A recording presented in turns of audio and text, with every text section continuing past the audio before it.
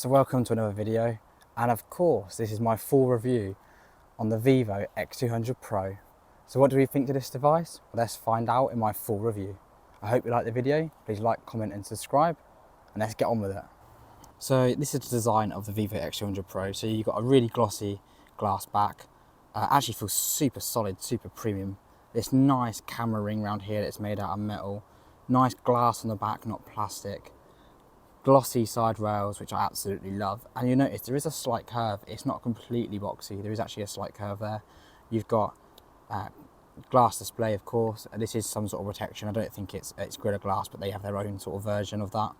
It's got nice power button on the side, and you've got your volume rocker on this side, and that's the only buttons you get. Thank God for that. None of this stupid AI button or voice assistant button. The only thing I do miss would be a nice shutter button. That'd really make the experience fantastic. Charging port and a disappointing speaker on the bottom, which we'll come back to, and on the top you can see you've got a couple of speaker grills on the top, as well as the earpiece that doubles as one as well. The display is, in my opinion, not bright enough. That's a real downfall and a shame on this device. I actually don't think it's one of the best displays available at the moment, unfortunately. It's actually not super vibrant, or the colours don't seem to pop in the same way that the display on maybe the Honor Magic 7 Pro does, or the Oppo Find X8 Ultra. It's a bit of a shame. The brightness for me just isn't there. You can see I've got my brightness maxed out here, and I'll put a extra footage over the top comparing it to even a mid-range phone like the Honor 400 Pro. Also, when the device does get hot, it does start to throttle the brightness even more, so it's a shame to see that. So let's get back to the software on this device. Of course, the global version comes with FunTouch 15. I'm sure you've seen so many mixed reviews on this. It's all right. There's some great elements to it, and there's also some really sort of missed opportunity elements to it. Great name, not the best software in my opinion. You can see here that on this settings menu here, the font size, for me I have it extra large, as well as the display size. Great, fantastic, really readable. Looks a little bit bland, but you know, the design of the settings menu is pretty good. You can also search anything you want, which is really useful. You've got different effects here, but again, these, although there's a lot of effects, it is starting to show its age a little bit. You can change the animation effect, you can change the USB, so when you insert the USB cable you get different effects here. But again, they do look slightly dated. We've seen all this before from FunTouch OS. Again, the icon animation here for the fingerprint scanner, great to have customization options, but we've seen it all before. You can do some cool effects when you play music on the always on display, so it will show like an illumination bar. But yeah, we've seen all this before, to be honest with you. Again, but then if you look at this here where we swipe down, we only have a one-sided control center, and I mean, what is that? It's horrible. Look at the gap between the icons here. Look how small it is and not very readable it is, even though the font size is set to large. So for someone who doesn't have great eyesight, you know, this is really not useful at all. Same with the camera. Look how small the camera settings are, and if we go to portrait mode and we go to filters, you can see it's really hard to read with the background. It's really hard to read, really hard to use. It's not super user friendly. Same if we go to here, you can see that all the writing's cut off here, and they don't always animate in the same way. It's really frustrating. So I wish they sorted that out on FunTouch OS, and it is the same with Oxygen OS as well. You've got an apps drawer, and you've got the widgets icon, again, just like Oxygen OS here. If we go to apps, you've got the nice app drawer. Overall, pretty good. You've got large folder formats. You've got scrollable widgets as well, which I don't think I've set up on this device. And you can see you can edit those widgets as well. But there's not a super large selection of widgets available, unfortunately, which tie into the system. However, you can use standard Android widgets as well, which again, if you don't actually load properly, you can see this is the YouTube Music widget, and for some reason it's so disproportionate to the rest of them. So again, I feel like FunTouch is showing its age now, and yeah, please, Vivo, just give us a refresh on that one. So the stereo speakers on this device are pretty weak, to be honest with you. It's not necessarily the loudness I have the problem with, it's the sound quality, the separation between the mids and the lows, and the complete lack of bass. It sounds like a phone speaker from 2010. I'm going to put the microphone close so you can hear them now. Hopefully, again, you're not going to get a super accurate idea here, but hopefully you get some form.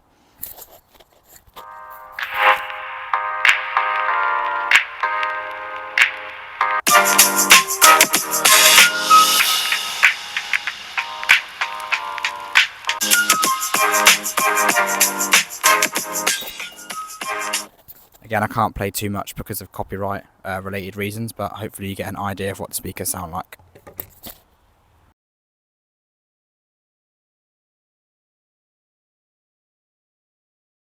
There is a few other problems to talk about with the Vivo X200 Pro.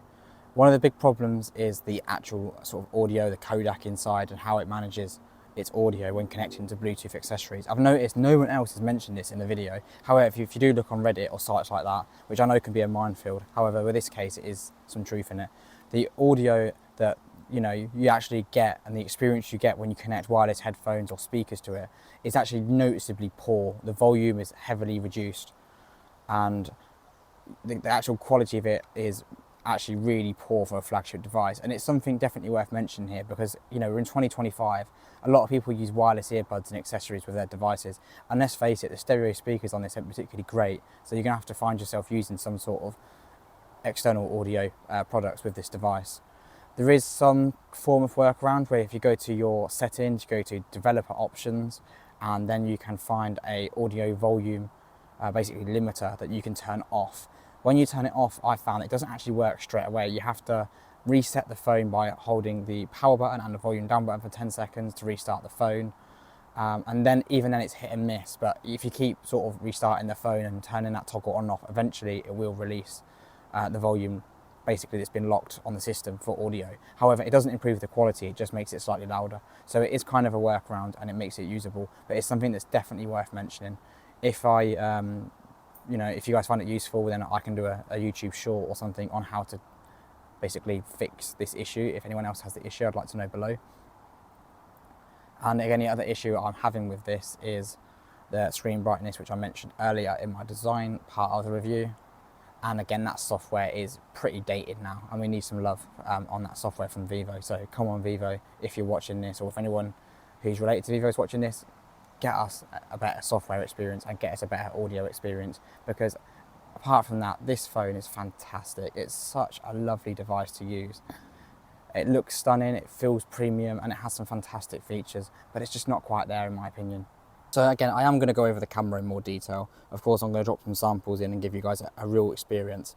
Some of the issues I speak about with this camera actually have been corrected with the X200 Ultra, but I don't have that device, and because it's a Chinese software, for me, it just degrades the experience. So I've decided that Chinese ROM phones are not for me anymore. And it's not like the issues for Android Auto or notification support. That all's fine now. We're in 2025, that's all been fixed. There's always some elements of the system that are in Chinese that you can't change.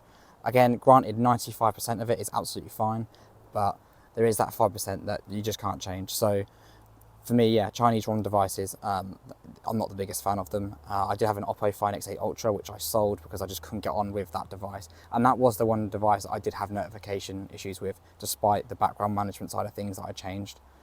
However, this is not about that, this is about the camera app. So let's talk about it on the Vivo, because it's one of the most complicated camera apps on any smartphone. And in my opinion, Xiaomi does it so much better.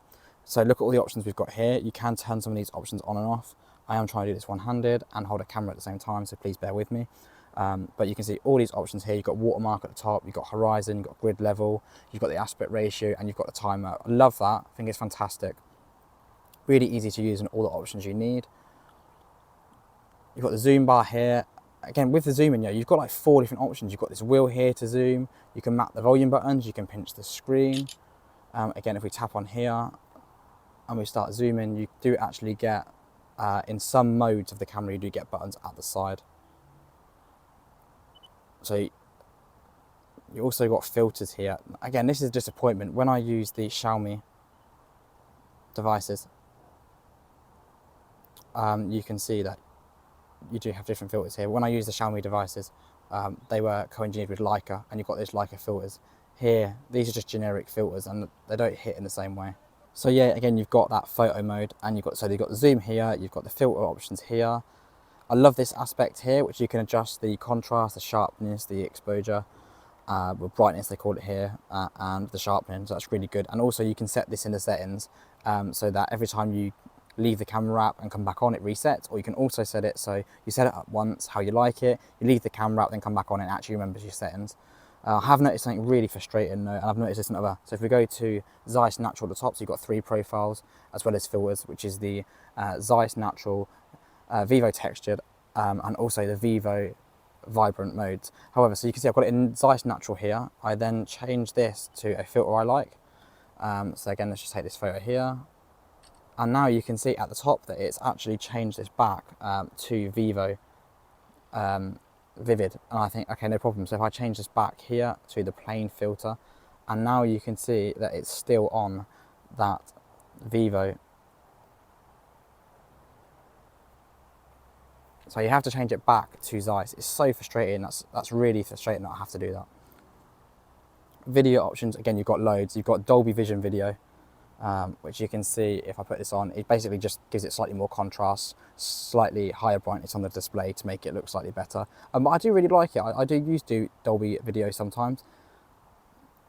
Also, you've got different framing options here. You can see I've got 4K at 120, not with all cameras, however, with the ultra wide, the main and a telephoto, but not the front camera. But again, you're not really going to use that too often. You also have portrait video, which is really nice to see, and you have this at 4K 30 frames per second, which is really nice to see. And you also have super steady video at 2.7K, which I haven't seen on any other device outside of any iPhones. Even the likes of the Xiaomi's and stuff limit this to 1080p, so I'm so glad to see this here. If we go to more, you've got different camera modes. We don't have a night mode anymore, that is into the landscape mode. I don't really use it, to be honest with you. It has its night processing on automatic mode anyway, and you can go to this landscape mode for sort of enhanced skies and the AI element of the camera. You've got different filters in here as well, which are different to the ones you get in standard photo mode. You can see that it will change. Oh, again, it's not at night, so you're not going to see a great difference here. What I have noticed is with Xiaomi, I get that sort of really nice sort of characterful look and feel, and I feel that's what's missing with the Vivo. It's a fantastic technical piece of kit that has amazing processing and does its job really well, but I do find it just feels a bit clinical sometimes, a bit over sharpened maybe, and a bit digital looking, where the Xiaomi really did feel like I was using a proper camera. Again, you can see I've got more filters here as well. Again, some really nice options, definitely a lot to play around with. You've got the tripod mode on the top left when you're using it, and you've got extra settings in here as well, such as timer. Again, you've got enhanced sky, you've got watermark options, you've got focus tracking, you've got snapshot mode for those fast moving subjects. So if you have a fast moving subject, you can see the shutters nice and snappy, nice and quick. This does work on all of the cameras apart from the ultra wide, even the telephoto lens, so that's nice to see. You also have those same boring filters on here as well. Again, you need to play this, you need to try this out for yourself really. Everyone's going to have their different opinion. In the portrait mode, it's slightly confusing. You've got these sort of preset styles at the bottom. It does get a bit confusing. There is too many options here. I like the fact you've got filters, that's great, and different film simulation on the newer Vivos, but that's missing here. I wish we had it. But you have got different filters here, so you can use these, and my favourite is the vintage one. You've got different bokeh styles, which is fine. I'm happy to see that here. That's really nice to see. You can also change the depth of field on this as well, and you can also edit this in the app after. So portrait mode's great, but there is this bit here that I do find quite confusing at the bottom, and you also have the HDR sort of AI enhanced portrait mode at the top. If we go to here again, you've got them standard settings again at the top that you can access in any of the camera modes.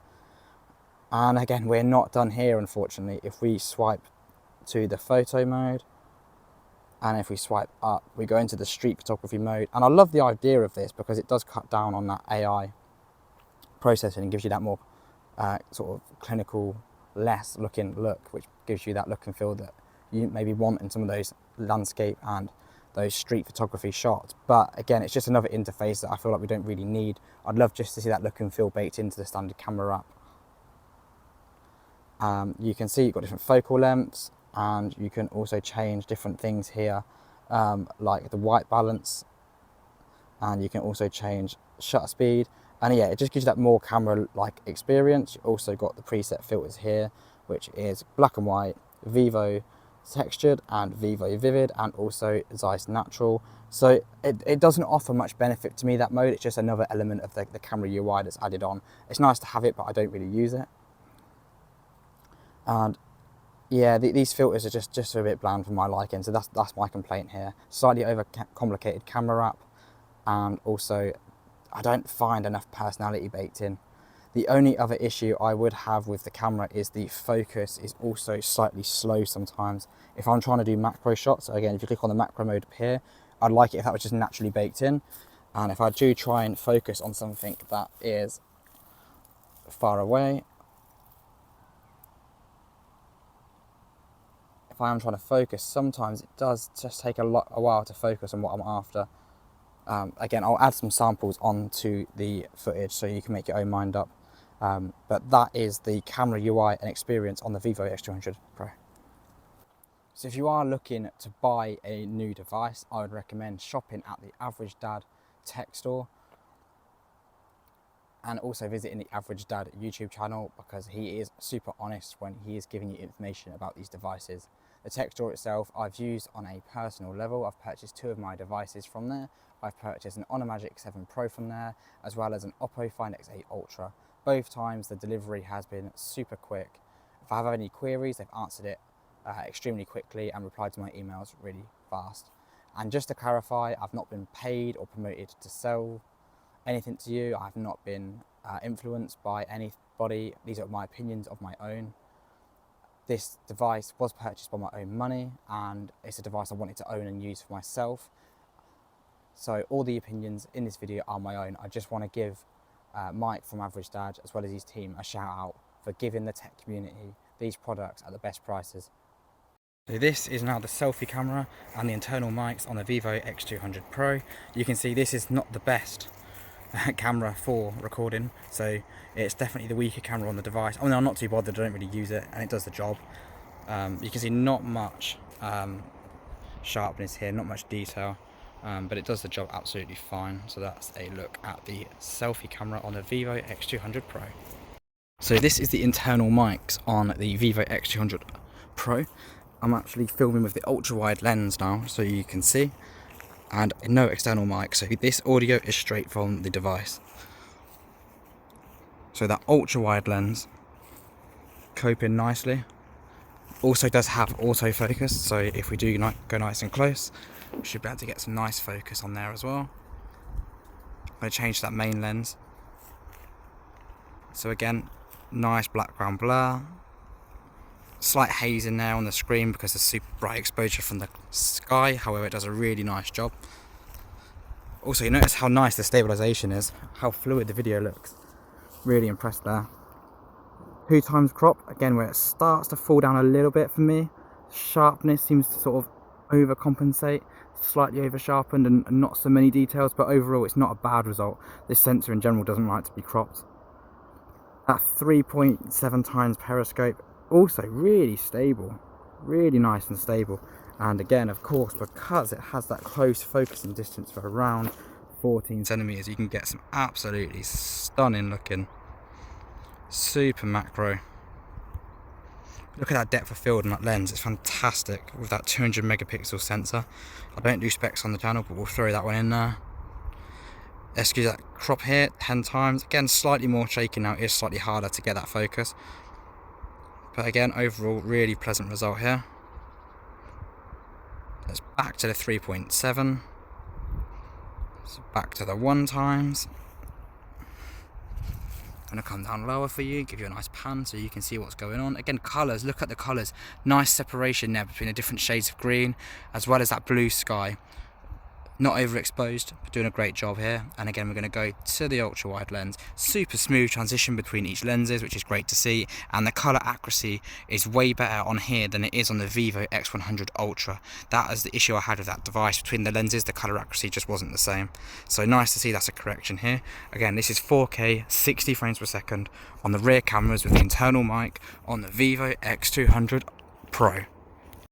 So camera samples now, and I've started off with these 3 photos because I do want to talk to you about an issue that I haven't noticed anyone else mention, and that's the focus with the tele lens. It actually can be quite slow, to focus when you're trying to do macro or shots that has a lot of complex scenes, such as different types of leaves. When it gets the focus, it is fine, but it does take a while to get the focus, which means sometimes your shots can appear quite blurry. So basically what I'm going to do is, again, I'm just going to overlay these images and just share my experience and opinions when I've been using this device, so you can make your own opinion on these photos. So all the photos I am sharing are unedited, and they also use in different modes such as landscape mode, portrait mode, photo mode. I can't go through all of them individually because it's such a complex camera app, but you'll see earlier on in the video that I've described my camera impressions with the app and the user experience. However, this is about the actual results of the photos. So in terms of daylight shots, the ultra wide lens definitely the weakest one out of the three on the rear cameras.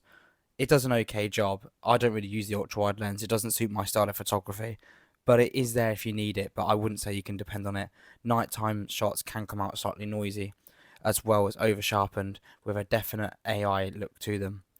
The telephoto lens as well, fantastic lens, but as soon as you get above 15 times zoom, forget about it. It starts to look extremely digital and not very natural, something that the Xiaomi 15 Ultra got absolutely bang on.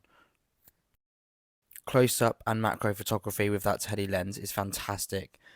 You don't quite get the dynamic range as something like the Huawei devices. However, it does do a fantastic job, especially with edge detection and chronic aberrations. I have noticed issues with lens flare throughout my time with the Vivo, and I remember early on in launch people moaned about seeing lines throughout video and photo. However, Vivo was quick to point out that they have fixed this with an update in the camera app, and I must say overall it is better, but it's not fixed. You'll see samples I've attached. Nighttime shots are also fantastic. They come out some of the best I've seen on any smartphone. My god, you don't need the one-inch sensor here. It definitely beats the likes of the Oppo Find X8 Ultra, as well as the Xiaomi 15 Ultra. It really shines here on each of the lenses. Maybe not quite as good as the Huawei Pura 70 Ultra, however, it's really close. Portrait shots also come out stunning no matter what camera you take them with. I'm really pleased with the results here, and it's nice to see so many options and distinctive looks in the camera app. Dynamic range is pretty stunning, however you do find that sometimes you'll have to tap the viewfinder to bring down the highlights, something that Huawei just got right, and I have noticed it's not quite as good here on the Vivo. The colours as well, I wouldn't say they're necessarily to my liking, but they are consistent, so that's just personal taste. I much prefer that character you get from those Huawei devices. I must say though, depending on the scene, this is probably the most dependable smartphone camera I've ever used. You know you take a picture and you're going to get a good shot. My only gripe with this camera is I don't necessarily bond with it in the same way I did with those Huawei cameras or the Xiaomi 14 and 15 Ultra. Those Leica collaborated devices just had so much character and so much emotion in the shot, and it's something that's missing here. It does have some of the best video I've seen on a smartphone, and the only last thing to comment on with the camera I would say is the microphone performance, and it's good. However, it does seem to switch between each individual microphone on the phone more than I would like, so it means that although the quality is good, you do get an imbalance in audio, which can be frustrating when you go into concerts or stage related shows or music festivals or something like that. It doesn't always give you that cleanest result, something that Xiaomi got bang on. The last thing to think about here is the battery life, and it is actually really good on this device. Absolutely stunning battery life, and yeah, I still can kill it in a day because I haven't yet found a phone that lasts me all day. However, this one is really close. 6,000 milliamps, fantastic. Reverse wireless charging speed is slightly slower here as well. However, the actual wireless charging speed itself is pretty quick and nippy, and I use it all the time. So I hope you liked the video. Please like, comment and subscribe, and I'll see you on the next one.